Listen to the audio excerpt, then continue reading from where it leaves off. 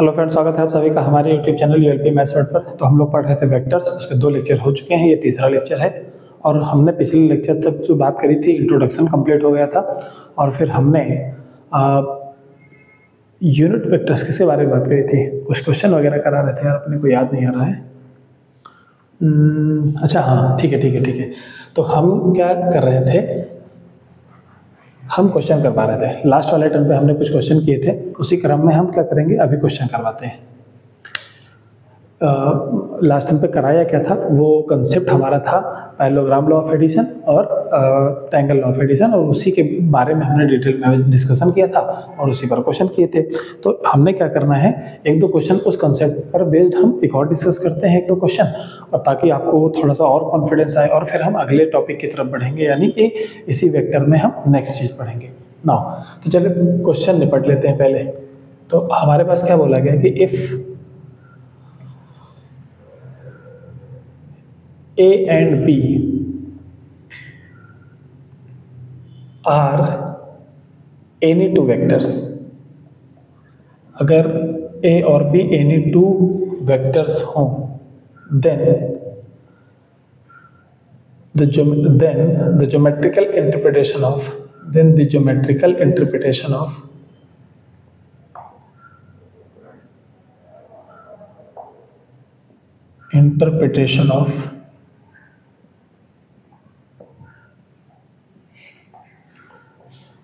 A plus B vector का mod and equals to A minus B vector का mod, ठीक है ना, ऐसा। तो इस क्वेश्चन को पहले समझो, फिर उस पर हम बात करेंगे। तो इस क्वेश्चन में क्या बोला गया है कि A और B दुनिया के कोई भी 2 वेक्टर हो सकते हैं, और उन दोनों वेक्टर में वेक्टर सम का मॉड और वेक्टर के सब्ट्रैक्शन का मॉड या वेक्टर डिफरेंस का मॉड अगर दोनों का बराबर हो, यानी कि 2 वेक्टर को हम रखें और सम करें तो मॉड लें, और माइनस कर दें अगर तब मॉड लें, और दोनों की लेंथ अगर सेम आ जाए तो उसका ज्योमेट्रिकल इंटरप्रिटेशन क्या होगा, यानी कि चित्र में अगर उस चीज़ को समझाएं चित्र बना के तो क्या क्या मतलब होगा, है ना। तो चलो भाई पहले निपटते हैं इससे। सॉल्यूशन में अपने को बोला गया है कि एनी 2 वेक्टर्स, कोई भी 2 वेक्टर्स हो सकते हैं। तो मेरे लिए सबसे अच्छा क्या है कि मैं एक पैरेललोग्राम की, भाई हमारे पास चॉइस दे रखी है ना, तो हम कुछ भी मान लेते हैं। ये वेक्टर ए मान लो और ये बी वेक्टर मान लो। अगर ऐसा रखते ही अपने को समझ में आए कि पैरेललोग्राम बना सकते हैं, जब कोई इनिशियल वेक्टर ऐसे रखे जाएं तो डॉट डॉट डॉट करके हम क्या बना लेते हैं, पैरेललोग्राम। तो ये पैरेललोग्राम बन गया। अगर इसको ओ नाम दे दो, इसको ए नाम दे दो, इसको बी नाम दे दो और इसको सी नाम दे दो, तो हमारे पास जो ओ सी वेक्टर होता है ना, ओ सी, ये जो रिप्रेजेंट करता है ए प्लस बी को, ठीक है ना, ए प्लस बी को। और जो हमारे पास ए बी वेक्टर होता है ये वाला, है ना, ये रिप्रेजेंट करता है, ऐसे ऐसे एरो लगा दो तो ये जाके रिप्रेजेंट करता है हमारे पास ए माइनस बी को। या फिर अगर मैं सही से नाम लिखूं यार, ओ ना ही इंट्रोड्यूस करूं, अगर मैं सिर्फ ऐसे लिखूं तो ये ए, ये बी, ये सी और ये डी, है ना। तो हमारे पास क्या बोला गया है, ये तो वेक्टर है और ये भी क्या है, वेक्टर है। बस इनका जब मॉड ले लेंगे तो ये वाला फिर क्या हो जाएगा, बी डी लेंथ हो जाएगा। तो हम यहाँ से देख के ये कह पा रहे हैं कि जो हमारे पास इन parallelogram A B C D, जिसको हमने बी डी बोला है, बी डी वेक्टर, वो क्या है, वो है ए प्लस बी, है ना, ए प्लस बी है वेक्टर। लेकिन अगर इसी की लेंथ लिखना चाहते हैं तो इसका मतलब हो गया है, मुझे सिर्फ बी डी लिख दूं या वेक्टर लगा के मॉड लिख दूं, तो इसका मतलब क्या हुआ, ए प्लस बी का मॉड। ये लेंथ हो गया, ये क्या हो गया, length of diagonal B D. थोड़ा सा लिख के ज़्यादा मैं समझा रहा हूँ, वरना एक लाइन में समझ में आ जाए कोई दिक्कत नहीं, बट इस टॉपिक को हम अपने हिसाब से आराम से करते हैं। अच्छा, यहाँ पर जो ए सी वेक्टर है, वो ए सी वेक्टर क्या है, वो है ए माइनस बी। और अगर इसी का मैं मॉड ले लूँ तो ये हो जाएगा ए माइनस बी का मॉड। अच्छा, मॉड लेते ही ये क्या बन गया, ये भी लेंथ बन गया। और किसका length, length of diagonal B D, diagonal A C, ठीक है। और गिवन क्या है, गिवन है क्वेश्चन में कि a माइनस बी या a प्लस बी का जो मॉड है वो किसके बराबर है, a माइनस बी के मॉड के बराबर। इसका मतलब हम ये कह सकते हैं कि यार a जो बी डी है ना और जो ए डी है ये डायगोनल दोनों क्या है, बराबर है। अच्छा, अगर आप पैरेललोग्राम बनाओगे तो जाहिर सी बात है लाइन टेढ़ी होगी, थोड़ा सा मतलब परपेंडिकुलर नहीं होगी, तो ऐसे होगा। तो जिसमें एक लाइन यानी एक डायगोनल बड़ा होगा और एक छोटा होगा। पैरेललोग्राम जब जब बनेगा हमेशा ऐसा होगा, क्योंकि पैरेललोग्राम में क्या होती है, एक लाइन थोड़ी सी ये हो जाती है। इससे क्या होता है कि एक डायगोनल खींच जाता है। हमारे पास रेक्टेंगल रखा है, रेक्टेंगल को खींच दो अगर, तो ऑब्वियस सी बात है एक डायगोनल छोटा हो जाएगा, एक डायगोनल बड़ा हो जाएगा। लेकिन यहाँ पर क्या दिया गया है कि दोनों डायगोनल, एक ऐसा पैरेललोग्राम दे रखा है जिसमें दोनों डायगोनल बराबर हैं। अच्छा, पैरेललोग्राम और डायगोनल बराबर, तो इसका मतलब वो पैरेललोग्राम नहीं, वो पैरेललोग्राम के नाम पे रेक्टेंगल ही दिया गया है। क्योंकि रेक्टेंगल में क्या होता है, 90-90 डिग्री का काम होता है, और यहाँ पर दोनों डायगोनल की लेंथ क्या होती है, सेम होती है। तो अगर बोला जाए अच्छा रेक्टेंगल भी एक पैरेललोग्राम होता है भाई, आमने सामने की साइड इक्वल है और पैरेलल है, तो फिर वो पैरेललोग्राम, तो रेक्टेंगल भी एक पैरेललोग्राम है। तो अगर पैरेललोग्राम डायगोनल, जिसके डायगोनल अगर बराबर है तो वो पैरेललोग्राम रेक्टेंगल होगा। तो इसका मतलब ये हुआ कि पैरेललोग्राम ABCD जो है ना इज अ रेक्टेंगल, वो एक रेक्टेंगल है। अगर रेक्टेंगल है तो इसका मतलब जो इनके बीच का एंगल है ना वो 90 डिग्री होगा, यानी कि वो रेक्टेंगल फिर ऐसा ना बन के ऐसा बनेगा कि नहीं बनेगा, बिल्कुल 90-90 डिग्री वाला। तो फिर वो ऐसे बन जाएगा। अब इस साइड को हमने क्या कह दिया था, A, और इस साइड को नाम दे दिया था B, B वेक्टर, और ये ABCD है। तो A और B वेक्टर के बीच का एंगल कितना है, 90 डिग्री है। तो मैं कह सकता हूँ कि फाइनल जो ज्योमेट्रिकल इंटरप्रिटेशन निकल के आया हमारा, वो निकल के आया कि vector A and vector B are perpendicular, ऐसे भी लिखते हैं। चलो पहले वर्ड्स में लिख देता हूँ, परपेंडिकुलर, या फिर कभी कभी शॉर्ट में ऐसे लिख देते हैं, A is perpendicular to B, short में ऐसे लिखा जाती है, परपेंडिकुलर का सिंबल होता है। तो आई होप ये क्वेश्चन आप लोगों को समझ में आ गया होगा, है ना। आसान क्वेश्चन था, बट मैंने थोड़ा सा लैंग्वेज लिख के आपको दी है, इसलिए थोड़ा सा बड़ा। लेकिन हाँ, वेक्टर को ऐसे ही सीखो, है ना, ताकि आप लिख पाओ, चीज़ों को समझ पाओ। अब जैसे ये 2 नंबर में क्वेश्चन आएगा, अब 2 नंबर में अगर आपने मतलब एक ही लाइन लिख के छोड़ दिया, नंबर नहीं मिले, पूरा ऐसे लिखा जाता है, तब टीचर को मजा आता है कि हाँ यार इस बच्चे ने सीखा है। ओके, नाउ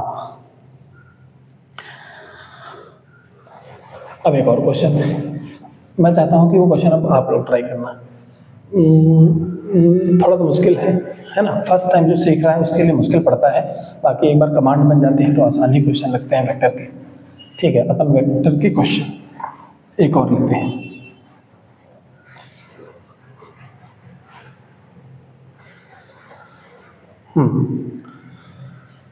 क्या है क्वेश्चन एक और, कि if sum of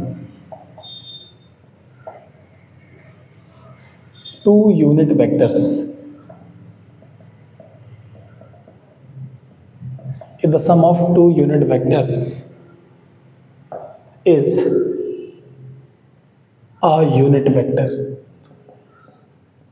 is a unit vector, then find modulus of their difference, modulus of their differences या difference। अब इस क्वेश्चन को थोड़ा सा ढंग से समझना पड़ेगा। Difference question mark. अब इसमें क्या है कि हमारे पास 2 वेक्टर हैं। एक बड़ी खास बात ध्यान देनी है, वो वेक्टर कैसे हैं, यूनिट वेक्टर हैं, और यूनिट वेक्टर की लेंथ यानी कि उसका मॉड क्या होता है, 1 होता है। ठीक है, अच्छा ऐसे 2 वेक्टर को हमने सम करा, तो जो सम वाला वेक्टर आया तीसरा वेक्टर, वो भी क्या आया, एक यूनिट वेक्टर आ गया। यानी दो यूनिट वेक्टर को जोड़ा तो तीसरा वेक्टर भी कैसा आ गया, यूनिट वेक्टर आ गया। आप थोड़ा मैथ मत लगाने लग जाना, वो अंक गणित मत लगाना, है ना, जिसको हम लोग नंबर सिस्टम वाला कि भाई यूनिट यूनिट को जोड़ा तो यूनिट ही कैसे हुआ, 1 1 जोड़ा तो 2 हो गया। अरे भाई वेक्टर की बात कर रहा हूँ, ठीक है ना। यूनिट वेक्टर एक नाम है, ठीक है ना, जिसकी लेंथ, जैसे एक ट्रायंगल की 3 साइड है, इक्विलैटरल ट्रायंगल ले लो, इस वेक्टर को ए नाम दे दो, इस वेक्टर को बी नाम दे दो, और एरो अगर इधर लगा दो और ये और अपोजिट सेम डायरेक्शन ले लो, तो ये तीनों साइड बराबर है कि नहीं, और ये साइड ए प्लस बी को रिप्रेजेंट कर रहा है कि नहीं। अगर इसकी लेंथ 1 हो गई, इसकी लेंथ अगर 1 हो गई, तो इक्विलैटरल ट्रायंगल के हिसाब से इसकी भी लेंथ कितनी होगी, 1 होगी। कुल मिला के यार जो मैंने बताया ना वही इस क्वेश्चन में अप्लाई हो रहा होगा। देखो तो देखो क्या है अपने पास, मैं सॉल्यूशन लिखता हूँ, वहाँ से आपको समझ में आएगा कि कोई भी दो वेक्टर है और वो यूनिट वेक्टर्स है, ठीक है। तो एक काम करा मैंने एक वेक्टर बनाया, ठीक है, और इस तरह एरो लिया, है ना, ठीक है, और फिर एक ऐसे वेक्टर लिया, तो ये है ए वेक्टर। अच्छा, यूनिट वेक्टर को जानते हो ए कैप से दिखाया जाता है। अगर बी एक यूनिट वेक्टर है तो इसको वेक्टर से ना दिखा के अगर इसको टोपी पहना दे तो इसका मतलब वो यूनिट वेक्टर है, ठीक है ना। तो मैं ए ना दिखा के ए कैप दिखा दूँ, वो आगे हो सकता आएगा या हो सकता है मैंने डिस्कस कर भी लिया हो। अच्छा, यहाँ पर बी वेक्टर ना लिख के मैं बी कैप लिखता हूँ, ठीक है ना, ऐसे, तो ये बी कैप होगा। बी कैप का मतलब क्या हो, बी एक यूनिट वेक्टर है। अब इसका अगर आप ट्रायंगल पूरा करते हो, अगर आप इसका ट्रायंगल पूरा करते हो तो एक चीज़ आपको दिख गई कि अगर ये और यहाँ से रिवर्स सेंस ऑफ डायरेक्शन ले ले तो ट्रायंगल ऑफ एडिशन की मदद से ये कितना हो जाएगा, A cap plus B cap को रिप्रेजेंट करेगा, ठीक है। अच्छा, कुछ नामकरण कर देते हैं, ए बी सी। अच्छा, उनका सम तो बोला गया है कि सम किया तो भी यूनिट वेक्टर आया, यानी कि एक चीज़ तो गिवन है भाई। गिवन क्या है कि ए कैप का मॉडुलस और बी कैप का मॉडुलस और साथ ही साथ A cap plus B cap का जो सम निकला है वो भी क्या है, सब यूनिट वेक्टर है, इसीलिए सबका लेंथ कितना होगा या मॉड कितना होगा, 1 होगा। अच्छा, सम की बात हो गई, फिर पूछा क्या गया, पूछा गया उनका डिफरेंस, यानी कि a माइनस बी के बारे में बात करी गई है। तो a माइनस बी के बारे में बात करी गई है तो मैंने सब्ट्रैक्शन में बताया था। तो आप क्या करो, यहाँ से डॉट डॉट डॉट डॉट करके क्या कर दो, खींच दो, ये इधर तीर लग गया, है ना। तो ये b के बजाय फिर कितना हो जाएगा, माइनस बी वेक्टर हो जाएगा। और b ऐसा क्या लिख के मैं कैप लिखूँ ना, ठीक है, और मैं अब इसको ज्वाइन कर दूं तो ये और यहाँ से अपोजिट सेंस ऑफ डायरेक्शन लिया तो इन दोनों वेक्टर का सम हो जाएगा। तो इन दोनों वेक्टर का सम मतलब ए कैप, और माइनस सम करते हो तो माइनस बी कैप ही आएगा। तो इसका नाम कर दो, सपोज दैट बी डैश कर दो। अच्छा, अगर इसकी लेंथ और इसकी लेंथ बराबर है तो पक्की बात है कि A B C equilateral triangle होगा। तो हम ये कह सकते हैं कि यहाँ से triangle A B C is an equilateral triangle, equilateral triangle. माने ये 60 डिग्री, ये भी 60 डिग्री, और ये भी कितना 60 डिग्री। अच्छा, ये पूरी सीधी लाइन है, पूरी 180 डिग्री की होती है, जिसमें से ये 60 हो चुका है तो ये कितना हो जाएगा 120 डिग्री। अच्छा, अगर हम ए सी बी डैश को, यार छोड़ बी डैश को, मैं डी ही मान लेता हूँ ना। अगर मैं ए सी डी ट्रायंगल को देखूँ तो तीनों एंगल का सम कितना होता है, 180 डिग्री होते हैं, जिसमें ये अकेला 120 होगा और ये दोनों एंगल ए और एंगल डी क्या होंगे, बराबर होंगे। अब ये कहाँ से समझ में आया, अरे भाई ए और बी वेक्टर दोनों यूनिट वेक्टर से, तो दोनों की लंबाई क्या है, बराबर है। अच्छा, माइनस बी ले लिया तभी लंबाई तो उतनी ही रही, इसका मतलब इसकी लंबाई बराबर है। अगर इसकी लंबाई बराबर है तो इनके सामने वाले जो एंगल्स होते हैं उनका भी मेजरमेंट बराबर होगा। इसका मतलब ये एंगल और ये एंगल क्या रहेगा, सेम रहेगा। तो इसका मतलब दिस प्लस 120 बराबर कितना होना चाहिए, 180। तो ये 30-30 हो जाएंगे, देख लो 30-30 60 हो गया, और 60-20 120 180 हो गया। यानी कि यहाँ पर भी कितना, यहाँ 30 डिग्री आएगा और यहाँ पर भी कितना आएगा, 30 डिग्री आएगा। यार मैं थोड़ा सा ऐसे जगह बनाता हूँ, ये भी कितना हो जाएगा 30 डिग्री। अब मैं अगर इस ट्रायंगल में देखूँ, BAD में देखूँ, BAD में, तो ये जो एंगल है 60 और प्लस 30 मिला के 90 हो गया कि नहीं हो गया। तो यानी कि जो अपने को एक ऐसा जो चित्र दिखा कुछ ऐसा, जिसको मैं कह सकता हूँ बी और यहाँ कह सकता हूँ ए और यहाँ पर क्या कह सकता हूँ बी, तो ये 90 डिग्री हो गया कि नहीं हो गया?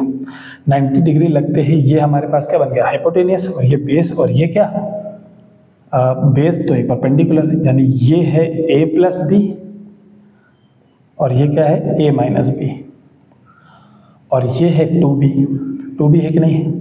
ठीक है भाई,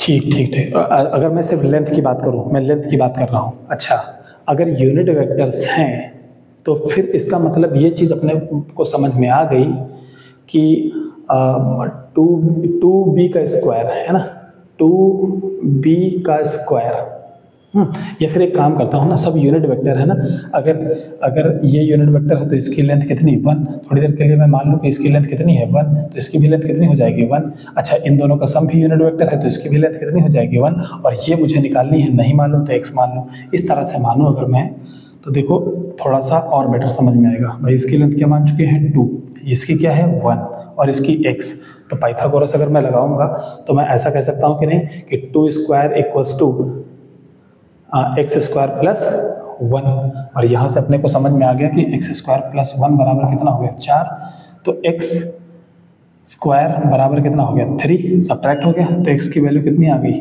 √3। अच्छा एक्स किसको माना था? a माइनस बी को माना था, a माइनस बी वेक्टर, और क्या आ गया √3, एक नंबर आ गया, इसका मतलब क्या है मॉड की, यानी उसके लेंथ की बात कर रहा होगा। तो then find the modulus of their difference, हालांकि मॉडुलस ना लिख के कभी कभी ऐसा लिख देगा मैग्नीट्यूड, है ना, मैग्नीट्यूड ऑफ देयर डिफरेंसेस। तो भाई उसके डिफरेंस का मैग्नीट्यूड x है, और जो कि कितना आ गया x मान रखा था a माइनस बी को x मान रखा, और वो x की वैल्यू कितनी आ गई √3 आ गई। तो उन दोनों वेक्टर्स के मैग्नीट्यूड का डिफरेंस का जो मैग्नीट्यूड है वो कितना आ गया √3 आ गया।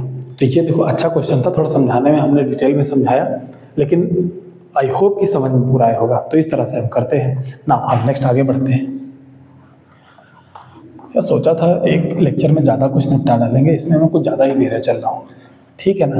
मेरा कोई भी लेक्चर उठा के देखो, मैंने इतना स्लोली नहीं पढ़ाया है, ठीक है ना। इसको थोड़ा सा स्लोली इसलिए पढ़ा रहा हूँ। एक और टॉपिक पढ़ाया मैंने लॉजिक, उसमें भी मतलब थोड़ा सा स्लो चला हूँ, बट इसमें कुछ ज़्यादा ही स्लो चल रहा हूँ। कारण क्या है कि टॉपिक ही वैसा है कि बहुतों के दिमाग में चढ़ता ही नहीं है, इसीलिए मेरी मजबूरी है, मैं इसी स्पीड से पढ़ाऊँगा। अब इसमें तुम लोग बोर मत हो जाना, इसीलिए ऑनलाइन इस टॉपिक को मैं पिछले 3 साल से पढ़ा ही नहीं रहा हूँ, ठीक है। बहुत लोग कहने पे मैं कर रहा हूँ इसको, ठीक है। मैं एक बार वीडियो देख लेता हूँ अपना कितनी देर का हुआ। ओके चलो भाई। तो ये वाला पोर्शन कंप्लीट हुआ जहाँ पर हमने पैरेललोग्राम लॉ ऑफ एडिशन और ट्रायंगल लॉ ऑफ एडिशन बताया ना। अब हम बात करेंगे पोजीशन वेक्टर। तो एक नया हेडिंग पड़ेगा पोजीशन वेक्टर। अच्छा इसको बताने से पहले मैं एक बात बोलता हूँ कि फिजिक्स में आपने पोजीशन वेक्टर का यूज़ किया है ना। थोड़ी सी फिजिक्स की हेल्प नहीं लेंगे, लेकिन फिजिक्स का नाम तो जरूर लेंगे। अच्छा इसका पहले मैं स्टेटमेंट लिखा देता हूँ कि let any point O, any point, या फिर ऐसे मान लो ना, let point O considered as origin, as origin, then any point P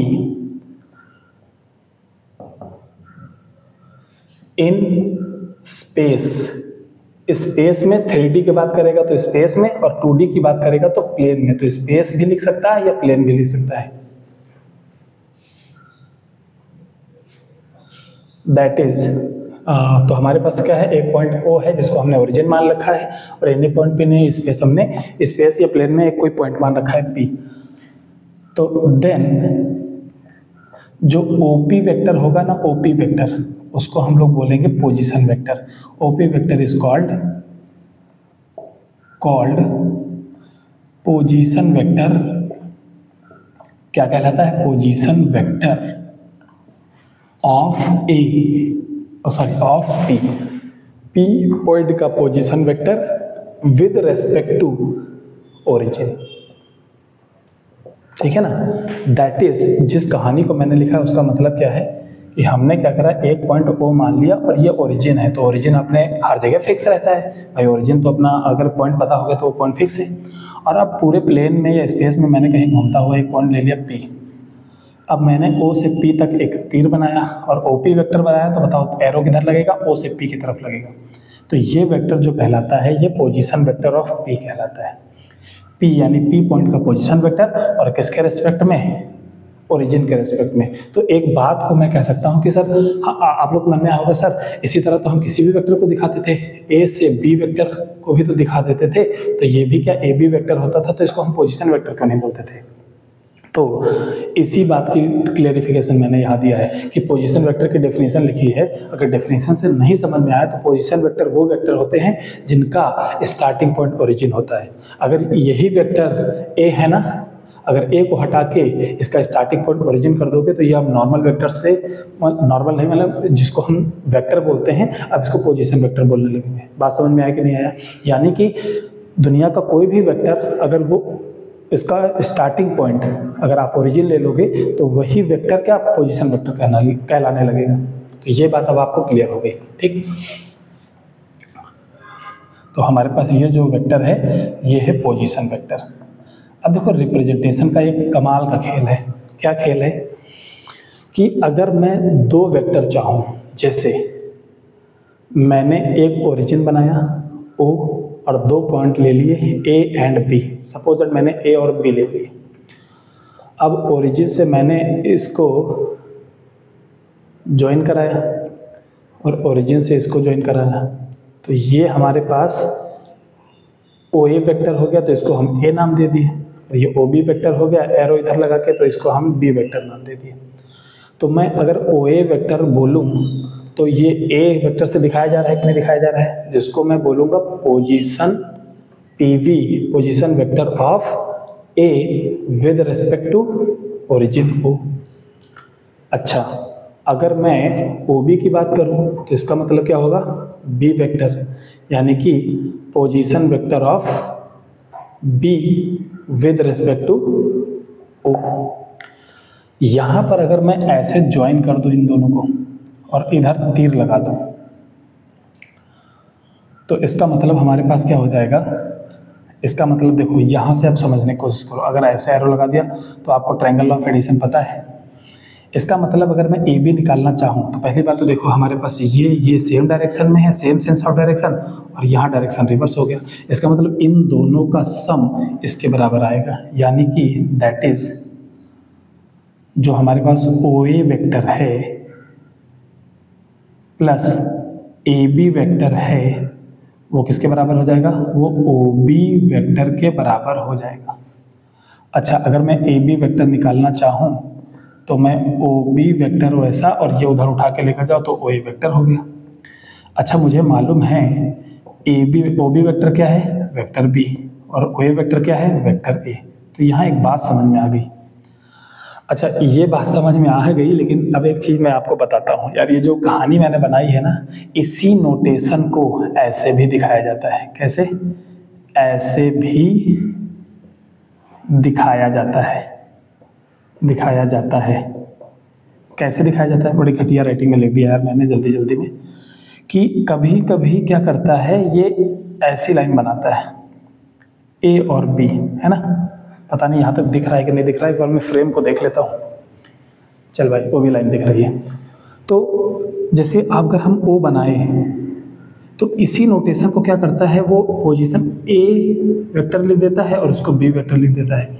अगर आप इसको पॉइंट मानो और पॉइंट के साथ ही ब्रैकेट में वेक्टर इस तरह से दिया गया है तो ये कोई और नहीं, ये पोजीशन वेक्टर ही दिए जाते हैं। तो पोजीशन वेक्टर को देने का दो तरीका होता है, या तो आप क्या करो, ओरिजिन दिखाओ और ओरिजिन से मैच कराओ दोनों पॉइंट्स को और बोलो ओरिजिन के रेस्पेक्ट में है ये ए वेक्टर, तो हम ऐसे लिखते हैं। लेकिन इसी वेक्टर को अगर मैंने यहाँ पर लिख दिया तो इसका मतलब क्या होता है कि मैं ओरिजिन से जोड़ के जो ए वेक्टर यहाँ लिखने वाला था वो मैंने कहाँ लिख दिया, ए के पास में लिख दिया। तो ए को और बी को एक पॉइंट मानकर और उसके साथ जो वेक्टर लिखा जाता है वो वेक्टर कोई और नहीं, पोजीशन वेक्टर ही होता है। मन की आंखों से दिखना चाहिए कि कहीं ना कहीं ओरिजिन होगा, उस ओरिजिन को मिलाया होगा और तब जाके बना होगा। तो यानी पोजीशन वेक्टर को दिखाने के दो तरीके, ओरिजिन समेत दिखा दो या बिना ओरिजिन की हेल्प लिए भी दिखा दो। यानी कि अब इस बात को अगर समझ पाए, ये जानते हो ये मैं इतना तोड़ के बता रहा हूँ कि लोग इसी में कंफ्यूज रहते हैं कि सर वेक्टर आप ऐसे दिखा रहे तब ऐसे क्यों दिखाने लगे, है ना। तो ये बहुत मतलब यही कंफ्यूजन बखेड़ा खड़ा कर देता है बहुतों के जीवन में, है ना। वेक्टर ना समझ पाने का सबसे बड़े कारणों में से ये कारण है कि सर कभी आप ऐसे लिखते हो फिर ऐसे लिख देते हो, इसका इससे क्या ताल्लुक है ना, यही नहीं समझ पाते ना। अब जैसे मैंने ए बी सी लिखा, अगर मैं इसको बी वेक्टर मान लूँ तो इसका मतलब क्या हो जाएगा, बी सी वेक्टर की लेंथ कितनी आई, बी, मतलब बी वेक्टर आया। लेकिन अगर मैं इस तरह ना लिख के अगर यहाँ बी वेक्टर लिख दिया तो इसका मतलब ये अब पोजीशन वेक्टर हो गया। अगर मैंने इस बी को इधर लिखा तो इसका मतलब ये लाइन जो है बी वेक्टर है। लेकिन अगर मैंने बी जो है यहाँ पर लिखा तो इसका मतलब इस पॉइंट के साथ इसका मतलब ये बी वेक्टर जो है ये पोजीशन वेक्टर अब बी का हो गया। तो चलो भाई उसी तरह लिख देते हैं। अगर मैंने ए यहाँ लिखा तो ये ए का पोजीशन वेक्टर और ये बी लिखा तो इसका मतलब ये बी का पोजीशन वेक्टर और यहाँ पर मैंने वेक्टर सी लिखा तो इसका मतलब ए बी सी अब लाइन वेक्टर नहीं है, इस लाइन को नहीं रिप्रेजेंट कर रहे हैं, वो अब एक पोजीशन वेक्टर को रिप्रेजेंट कर रहे हैं। जब मन की आंखों से देखने के पता चलेगा कि कहीं यार जीरो ओरिजिन रहा होगा, उस ओरिजिन से ये मैच किए होंगे ऐसे ऐसे ऐसे ऐसे और ऐसे, तो ये वाले वेक्टर बी वेक्टर रहे होंगे, ये ए वेक्टर रहा होगा और ये सी वेक्टर रहा होगा जिसको हमने यहाँ पर लिखा। बात समझ में आई कि नहीं आई? तो मन में होगा कि सर ये लाइन यानी कि बी सी वेक्टर फिर क्या होगा। तो बी सी वेक्टर फिजिक्स की मदद लेते हैं कि फाइनल माइनस इनिशियल करते हैं कि नहीं करते हैं, फाइनल माइनस इनिशियल। तो फाइनल पोजीशन वेक्टर क्या है हमारे पास बताओ, वो है सी और माइनस कितना है बी। तो इस तरह से लिख पाते हो कि नहीं लिख पाते हो? तो वही मैंने लिखा है, देख लो कि अगर मुझे ए बी वेक्टर लिखना है तो इस वाले पोजीशन वेक्टर का नोटेशन इस तरह से भी हो सकता है कि नहीं हो सकता है, बिल्कुल हो सकता है। और अब ए बी वेक्टर को लिखा जाता है तो final position minus initial position लिखा जाता है कि नहीं लिखा जाता है। और वही चीज़ यहाँ पर प्रूफ हुई। तो फिजिक्स में ऐसे सिखा दिया जाता है डायरेक्ट। और मैं ये नहीं कहता फिजिक्स वाले अच्छा नहीं सिखाते, बट वो सिर्फ अपने काम भर का सिखा देते हैं। इसीलिए जो है क्या होता है, ये प्रूविंग ये चीज़ें इतना हम वाइडली नहीं देख पाते हैं। अब इतना वाइडली देख गए तो एक बात समझ में आ गई कि इस ए बी वेक्टर है क्या।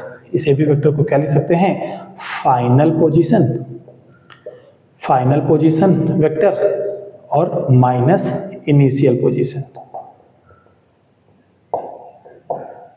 Position vector. बस किसी भी वेक्टर को ऐसे लिखोगे तो आप ये लाइन भी लिख लेना। तो आई होप पोजीशन वेक्टर की जो भी कहानी है ना वो आपको समझ में आई होगी। अब हम बढ़ते हैं नेक्स्ट। अच्छा, वेक्टर के चीज़ में मैं फिजिक्स वालों के इतनी तो तारीफ करूंगा यार, कुछ बेसिक चीज़ें तो वो लोग बता ही देते हैं। जैसे किसी वेक्टर को किसी नंबर से मल्टीप्लाई कर दो, सीधे सीधे मल्टीप्लाई करा जा सकता है, कोई दिक्कत नहीं है, उसमें कोई खर्चा नहीं लगता है। अपना नंबर मल्टीप्लाई कर दो, सीधे सीधे वो काम कर जाता है। यार ये एक मिनट इसको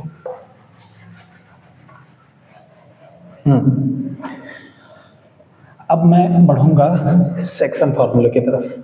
ठीक है, सेक्शन फॉर्मूला।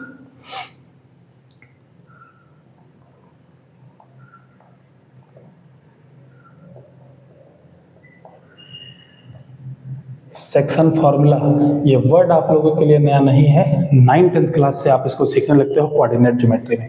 तो पहले कोऑर्डिनेट ज्योमेट्री में जो आप लोगों ने सीखा पहले वो दिखाता हूँ कि अगर हमारे पास कोई पॉइंट है x1, y1 और दूसरा पॉइंट है b x2, y2 और ये पॉइंट है अगर हमारे पास c और ये इसको बांट रहा है m:n रेशियो में, तो c के कोऑर्डिनेट जानते हो कैसे निकाले जाते हैं, ये इंटरनल डिवीजन है।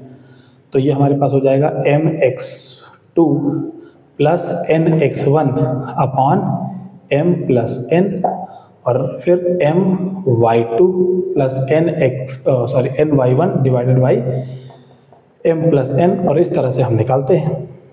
तो ये कहानी आप लोग जानते हो। हाँ, इसका प्रूफ भी बताया जाता है। प्रूफ कैसे बताया जाता है?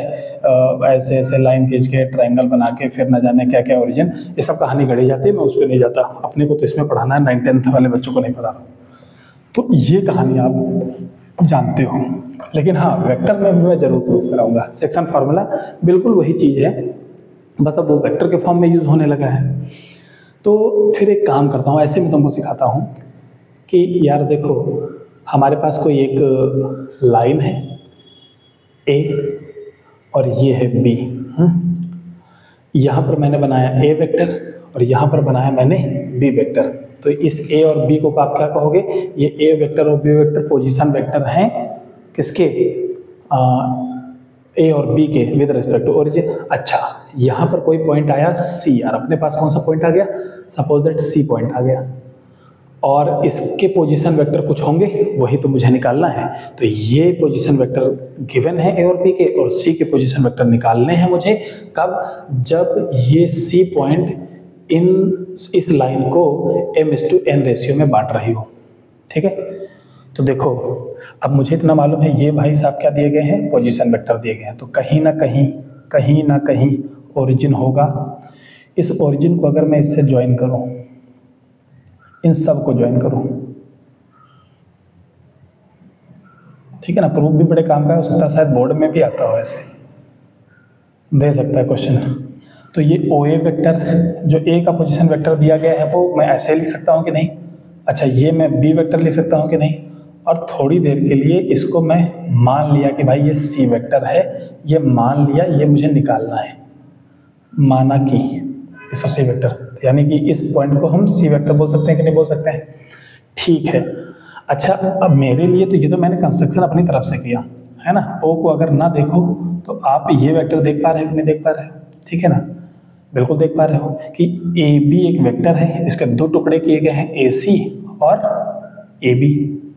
तो इसका मतलब मैं कह सकता हूँ कि ए सी एक टुकड़ा है और सी बी, क्योंकि ए से सी तक और फिर सी से आगे तक ये एक टुकड़ा है कि नहीं टुकड़ा है? ये दो वेक्टर हैं, जिसमें ए सी का पोर्शन m है और सी बी का पोर्शन कितना है? सी बी का पोर्शन है हमारे पास n। तो इन दोनों का डिवाइड कर देते हैं, तो ए सी का पोर्शन m है और इसका n है, तो m/n हो जाएगा। अब यहाँ से अगर मैं देखूँ तो अपने पास एक बात समझ में आ गई कि m इंटू कितना हो जाएगा? सी बी वेक्टर और n into A C vector. अच्छा, अब आप जानते हो कि m into C B vector को कैसे लिखा जाएगा? सी बी वेक्टर अगर आप इसको लिखो तो फाइनल माइनस इनिशियल करना पड़ता है कि नहीं? क्योंकि सी बी के लिए सी पहले है और बी बाद में है, तो फाइनल माइनस, यानी इसको मैं बी माइनस सी वेक्टर लिख सकता हूँ कि नहीं? और यहाँ पर n वो क्या है? ए सी वेक्टर। ए सी मतलब फाइनल माइनस इनिशियल, तो यानी कि सी वेक्टर माइनस ए वेक्टर हो जाएगा। अब अंदर मल्टीप्लाई कर दो भाई कांस्टेंट को, तो ये हो जाएगा M B vector minus M C vector, है ना, equals to N C vector plus minus N A vector. अभी काम करो, इसको इधर लेकर जाओ, इसको इधर लेकर आओ, तो ये हमारे पास कितना हो गया? M B vector plus N A vector divided by M C vector plus N C vector. अभी काम करते हैं, इसको मैं पहले लिख लेता हूँ, कोई दिक्कत नहीं है। इन दोनों में वैसे कॉमन क्या रहा है? सी वेक्टर कॉमन आ रहा है। सी वेक्टर अगर कॉमन आ रहा है तो अंदर कौन बचा? m प्लस n बचा, और उधर राइट साइड में क्या? M B plus N A vector, जहाँ m और n तो नंबर है। यानी कि हमें क्या निकालना था? यही सी पॉइंट निकालना था, सी के पोजीशन वेक्टर निकालने थे। तो देखो सी निकाला है कि नहीं निकाला है? सी आ गया M B vector plus N A vector और divided by m plus n। तो ये देखते ही एकदम आपको कंफर्मेशन हो गया होगा, कोऑर्डिनेट ज्योमेट्री की याद आई होगी, यार ऐसा ही तो करते थे वहाँ पर भी। अच्छा, यहाँ से सेक्शन फार्मूला ये किसके लिए है? इंटरनल डिवीजन के लिए है। क्या है? Internal division. आपको एक काम करता हूँ, आप एक्सटर्नल डिवीजन के लिए करके दिखाओ। तो एक्सटर्नल डिवीजन के लिए मैं क्या होता हूँ, चित्र बना देता हूँ उसका, कि हमारे पास एक लाइन है ए बी जिसके पोजीशन वेक्टर हैं, है ना। चलो ऊपर लिख देता हूँ थोड़ा सा, जिसके पोजीशन वेक्टर्स हैं ए एंड बी, और एक लाइन, एक पॉइंट और सी इस बार बाहर मौजूद है ना, पहले सी कहाँ था, इन दोनों लाइन के बीच में मौजूद था, अब बाहर मौजूद है, इसीलिए इसको एक्सटर्नल डिवीजन बोलते हैं। और ये सी पॉइंट ए बी को m/n रेशियो में बांट रहा है एक्सटर्नली, तो इसका मतलब ये पूरा लेंथ क्या हो जाएगा m, और यहाँ से ये पूरा हो जाएगा कितना n लेंथ, तो ये है m/होल ऐसे n। और फिर आप कुछ भी ले लो, चाहे ऐसे ले लो तीर, और फिर आप क्या कर लेना ए बी अपॉन, ये क्या है यार उल्टा ऐसे ले लिया क्या मैंने, ठीक है ठीक है ठीक है ठीक है, ऐसे कर लो, चलो तीर ऐसे ले लो, कैसे भी ले सकते हो जैसे मैंने माना था वैसे, बट हमको ए बी हमने इधर लिख दिया ना, तो चलता है तीर ऐसे लिखा है A B upon C B, या फिर आप ऐसे करना चाहो ना, पहले यहाँ से बढ़ते चले जाओ तो कितना हो गया सी ए अपॉन ए बी, ऐसा कर सकते हो। तो सी ए की लेंथ कितनी है, अरे ऐसा भी नहीं करना पड़ेगा, ओके ओके ओके, हमें ये पूरी लेंथ एन दी गई है ना, तो इसका मतलब मुझे क्या करना पड़ेगा, मुझे लेना पड़ेगा पूरा सी बी, और नीचे क्या लेना पड़ेगा ए बी लेना पड़ेगा।